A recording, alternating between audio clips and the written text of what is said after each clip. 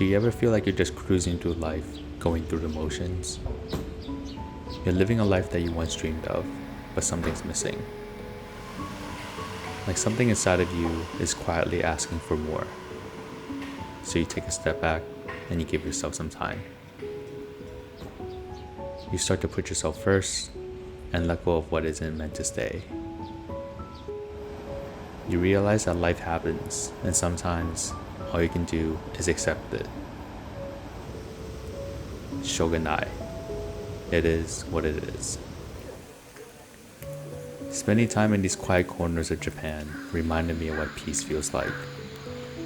That when you slow down and follow what brings you joy, things will naturally fall into place all on their own.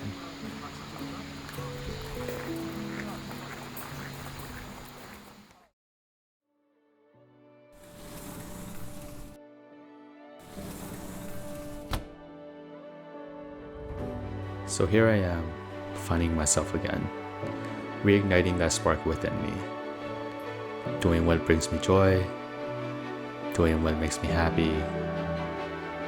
I'm cooking again.